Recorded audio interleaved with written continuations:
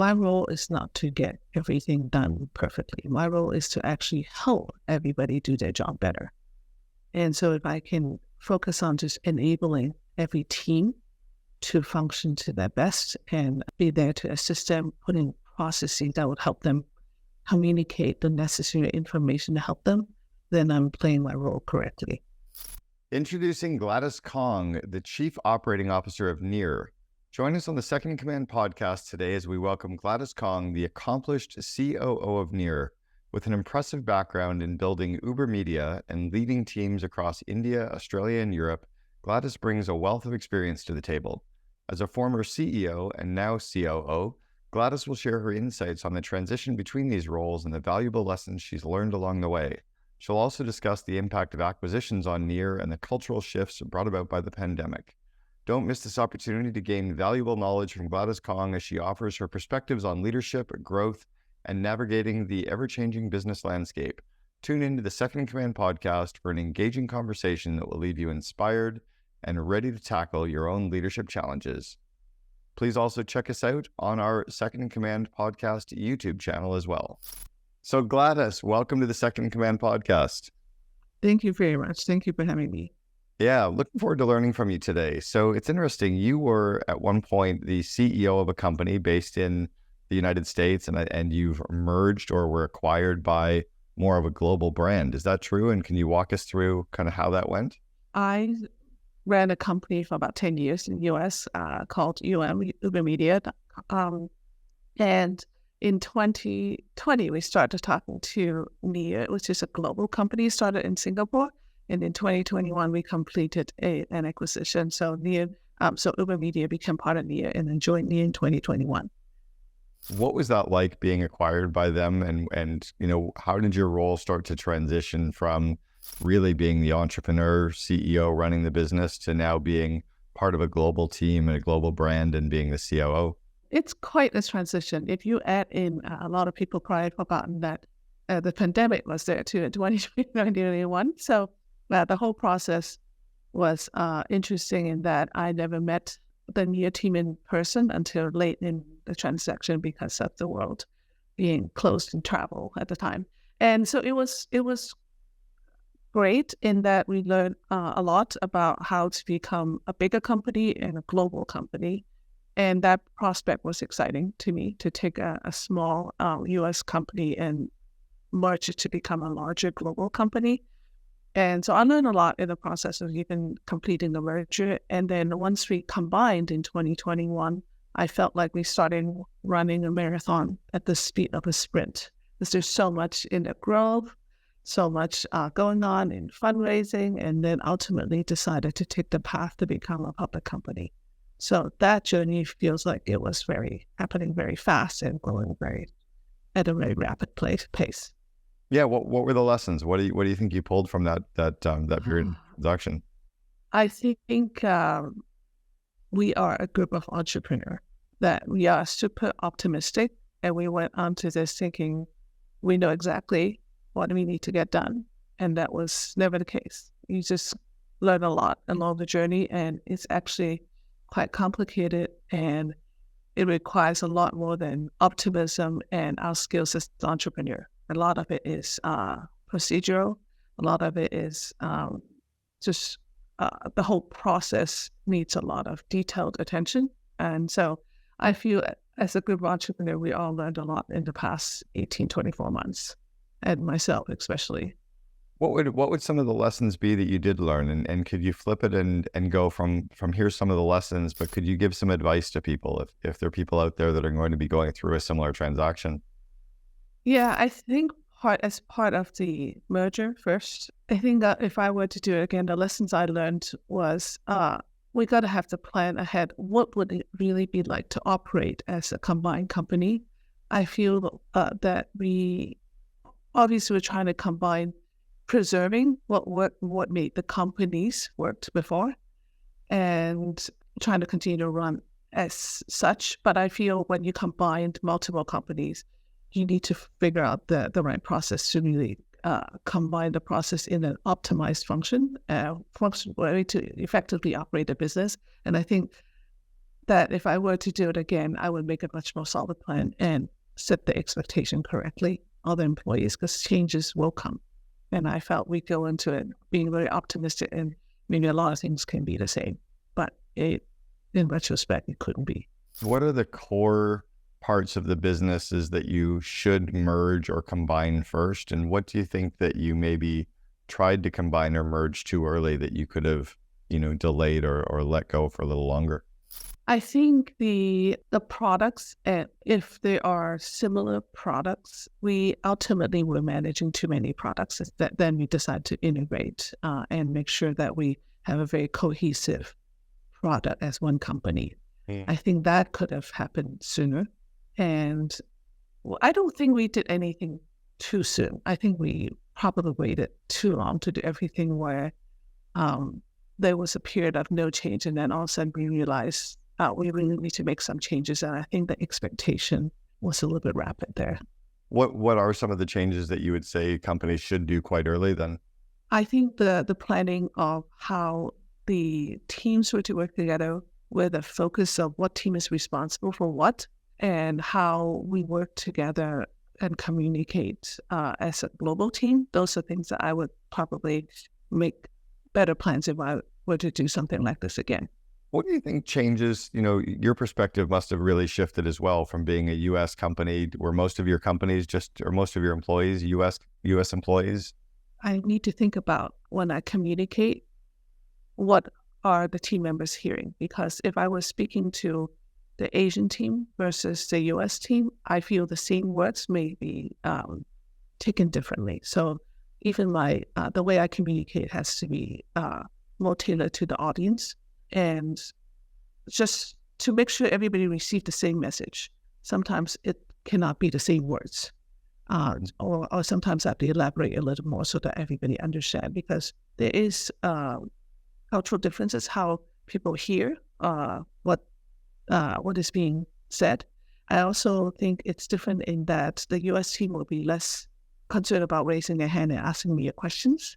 And sometimes I have to draw it out from the India-based team, because they are a little more shy and introverted, and they may not be as comfortable asking questions. So I may have more one-on-ones or smaller settings to really kind of seek feedback from them. Yeah, it's interesting how that actually happens. I was coaching a second in command who is from Thailand, and they were about a 5,000 person company, and there was something that he needed to tell the CEO. And I'm like, just go in and talk to him, lay it out, show them. He's like, oh no, I couldn't. I could never. I'm like, no, dude, like you have to. And I think if this was in the United States, they would have done this ages ago, probably 3 layers below they go right in. So how do you draw that in? How do you draw that out? How do you get them to communicate and feel safe and feel like, it's important to do that? A lot of it has to be based on trust, and trust cannot just happen overnight. So it's built over time. So I think it's over the course of many interactions and many conversations that you start learning that trust, and you start making the other party feel safe about giving feedback, and that you follow through and make sure that they're heard and that they see actions that come from the feedback that is positive. So I think it's a process. I think it's very difficult to come in on day one and say, well, you should do this differently. I think it's over time that you build that relationship. What do you think that they do better in countries like India when it comes to teams or communications? Like, are there stuff that they're doing well over there that we can learn from? Work life is more integrated in a place like India. I feel the team is really bonded over work, but also the office is the place they gather 4 or 5 days a week now, and they eat lunch together. They have breakfast together sometimes, and they go to coffee. Like, it's a much tighter work unit because they stay in the same office. I think U.S. in the last couple of years, employees have pretty spread out and work from home. The way to build that relationship is a little bit different than in India, where I feel they work very closely together. They sometimes carpool to work. They sometimes, take the same transportation to work. So I think there's a better, a closer integration of work and life there. And you guys have been involved in a few acquisitions in the last few years as well. So in doing acquisitions now where you're the acquiring company, any good lessons that you can pass on there? Any pitfalls, anything that you've kind of struggled with? So if I were to do this now as the acquirer, I would probably share my experience being the company that was acquired and kind of set the expectation. Here's what we're going to do. Here's the plan. And things are going to change. And here's how it's going to change and how we should communicate with the team to make sure they are aware these changes are coming and here's what to expect. So I would be in a better position now that I've been on both sides to do this. Yeah, I like that.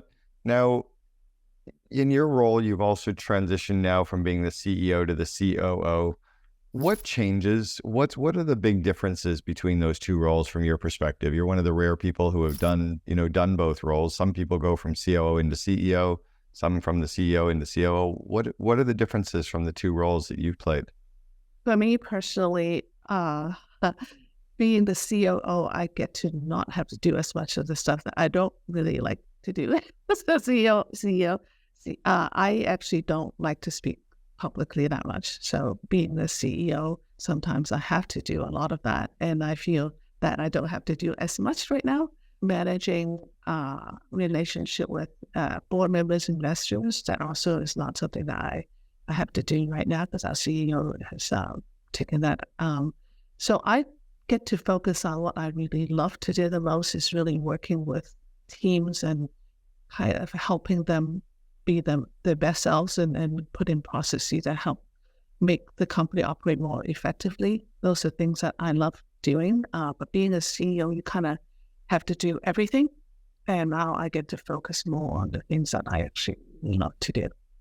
And the systems and processes that you focus on, are they from specific business areas normally, or is it across the organization? And is it automating workflows? Or yeah, so I think it's a lot of across the entire organization, especially try to build this into one company globally, communication and new processes to help everybody kind of get into the rhythm of how to do this together is necessary and also interesting to me because I've only built a US organization. So a lot of that global processes is what we focus on and working on. Automation is definitely one that we do. But a lot of what we've currently focused on is how to build one company, one platform, and with a global employee base. I want you to walk us through a little bit about what NEAR is, what the company does, who your customers are, and then we can kind of go into some questions around that as well. So NEAR is a data intelligence company. That's kind of a new term, intelligence, in that we help companies or organizations make strategic decisions based on providing global consumer behavior data. So any company that looking to gain some insights or understand, predict trends, places, and people, that's what we are there to provide, is to provide insights to help them make better strategic decisions. Is it monthly feed that you have with them? Is it project by project basis? So it is mostly a platform licensing model. There are times that we do add professional services to what we do to help customize the platform usage for the company's needs. Who are some of your customers, or what are the types of customers maybe that you? Yeah, so the verticals that we are most of our customer falls into is retail. That includes big box, groceries, and just generally the category retail, shopping malls, and restaurants, fast food restaurants, quick service, and also just large chains, real estate companies, as well as travel and tourism. Those are the four categories that we really focus on. Well, and you've got some categories that have been under some pressure recently. I mean, I think you think of the retailers and travel, and quick service probably not as much, but how is it working with industries that are under some of that pressure, or does it impact? Yeah, I actually think because of COVID, the pandemic turned a lot of business upside down and the world upside down. And so I think that because of that, data becomes more important because you don't really have historical knowledge to really base your decision on. looking at data becomes more important to inform what decision you're going to make because the changes happen. It's less predictable than before. And just being more informed in how people really move around. And even among different states, as you remember, the opening of it is different. And so people come back to stores differently. People come back to offices differently. So having data to actually inform what are the trends like now? How are people actually shopping? Are they going online still? Or some of them are going out because they have a reason to go out. So a lot of that behavior can be informed by our data to show how people are moving around. That makes a lot of sense. All right. So you mentioned a couple of times some of the changes due to COVID. How has your organization had to shift, post-COVID? Is everybody going back to the office? Are you staying as a hybrid organization? Have you moved full remote? In most regions, we are back in the office. In the US, we're still in hybrid, just because they are a wider spread of where employees are. It's a little bit more challenging to go back. So we're still in a hybrid mode and mostly remote in the US, but in Europe and in Asia, and Australia also, we are back in the office mostly. Has the culture in the USA changed more drastically than some of the global cultures around going back to the office? Based on my experience, looking at our team, I definitely would agree with that statement. It changed more drastically. Is it just because we have, larger homes, more space available to us, and that, and ability? if you look at Los Angeles, traffic is pretty terrible. So used to spending 40 minutes one way to commute, it's just a way of life. Now you're taking almost 2 hours out of someone's life that they found more useful thing to do. And so I think it's a difficult thing to change back. Versus a Bangalore in India where they're used to the crazy travel anyway, so nothing's changed?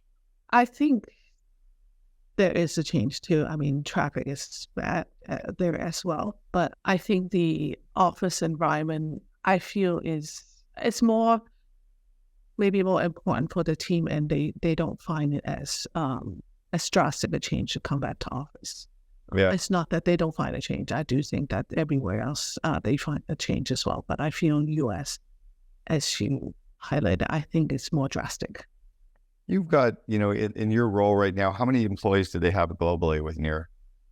We have about 260 employees globally. Sure. So you're running a good, solid, mid-sized organization. You could get sucked into every business area and every single project. How do you kind of balance, giving your employees time and growing people with not getting sucked in and doing the work for them? Yeah. So I remember a statement that my CEO made to me recently, and I think that really helped me think about my role. My role is not to get everything done perfectly. My role is to actually help everybody do their job better. And so if I can focus on just enabling every team to function to their best and be there to assist them, put in processes that would help them communicate the necessary information to help them, then I'm playing my role correctly. If I dive too deep into the weeds or I tell them, hey, here's how you do it, I think I can only be successful in certain areas, but not globally across the organization. Makes sense. So your role, or your, I guess not role, but you as a leader, where have you been focusing? Where has your growth come over the last decade? I have been, before I became a CEO, my background is in tech. So I was a CTO before I was a CEO. It's also a kind of a rare path. Yeah. I love building things with people. So that's a very general way to look at it. I usually lead teams to build products. Then I lead the team to build, the company. And so basically that's what I love to do, is working with a team of people and achieving goals, leading them to achieve their goals. So that's my growth over the years, is really how to work with people, how to work with teams, how to help them grow themselves, how to help them grow their team. That's really my focus. And I feel the last couple of years, the growth has been to me is learn how to do that on a global basis. I have only had my experience in the US. So learning to work with our European team, which I also manage, and our Asian team and our team in Australia. So just expanding my horizon and how to work with a team that is spread out geographically and have different culture, but wanting to lead them to achieve the same goals. That really is my personal growth, is learn how to do that. And so how do you focus on growing and developing people? Do you have like an area that you tend to lean on or focus on, or do you have methodologies that you try to work with people on? I tend to focus on every person is unique. So I care about crafting their growth journey with them. So I tend to listen a lot.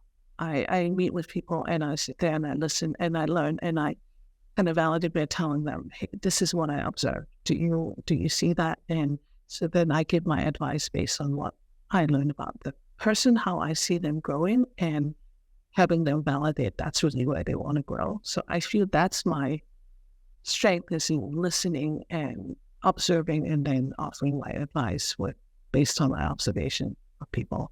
And you mentioned that some of that changes globally or with people in different countries. What do you think is different in terms of developing and growing people based on the cultures or countries that they're in?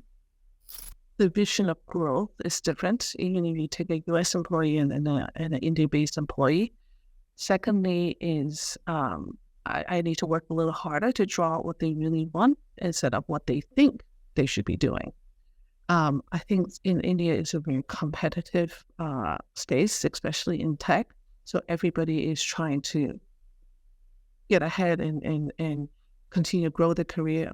But I'm not sure sometimes they think about their personal growth versus I should be doing this, because if I were to become a successful, let's say, a software engineer, I should be doing X, Y, and Z. So that takes a little bit more understanding and also getting to know them to find a path that they feel is still, and right for generally how they grow, but more tailored to themselves, because I do think everybody is different. And as they work throughout the years, they discover things about themselves too. And my goal is to help people understand that and find a path and grow beyond when they are in the year someday. And how about yourself? How are you focusing on growth? Is it with mentors? Are you part of mastermind communities like the COO Alliance? Are you reading books, watching videos? What are you doing to grow as a leader? I do a lot of the above in combination. I have mentors that have helped me tremendously in my career. And I have mentors that focus on telling you about maybe more the entrepreneur side, some on more the leadership side. And I really cherish those relationships and conversation. And in my role, I get to also meet other leaders a lot. And sometimes we sit down over a lunch at a conference and we would exchange ideas. And that's also how I learn. I do read books, and I would say now it's more correct to say I listen to books a lot more. Right. I like to take walks and listen to books. And I also read online and news article and TED Talks. I do a combination of everything. I'm a very curious person in general. So whenever I see something interesting, I would dive into it and learn something and think it over. I'm also very reflective. So I actually listen to things, think about it, and then maybe apply it in my life. Give us a specific way that a leader has helped you grow. You mentioned that you have done some work with mentors and that they've helped you. Is there a specific lesson that you recall from having worked with a mentor? Some early in my career, at different stages of my career, but I do remember one lesson that I would still remember today is when I first became a manager, it's hard. You find your own way. And I feel there are times that, like most managers, I pick up a management book and I read it and I felt, okay, I know what to do. And when applied to a real human being sitting across from you, sometimes the result varies. And I remember talking to my mentor, who's an HR specialist at the time, and she told me that you can't just apply the same rules to everybody. You got to really understand. Just like you hold at the time, Lance Armstrong was winning every Tour de France, right? And so if he wins another one, it's very different. I mean, to me, he's already at that level, so he's expected to be at that level. But if someone achieves something, maybe even come in second or third at the Tour de France, but to them it's a huge leap in their career or the effort, you have to recognize that it's not always just holding the same standard for everyone. And I feel that lessons really helped me in evaluating everyone as an individual and not just expected to hold a certain standard, as to hold everyone to the same standard and just focusing on what everyone's skill set is, what everyone's individual growth is. So I think that lesson has helped me tremendously in shaping my career and the way I am as a leader. I love it. All right, let's go back to the transition between the CTO and the COO. How do those two roles differ? What do they have to approach the business in different ways? They definitely have to approach business in a different way, but as a person, as a leader, I don't think that changed very much. But as a CTO, I'm trying to, when I was in that role, I was trying to build innovative product and solutions. And being at the cutting edge and building something that is unique and stands out in the marketplace is the most important part.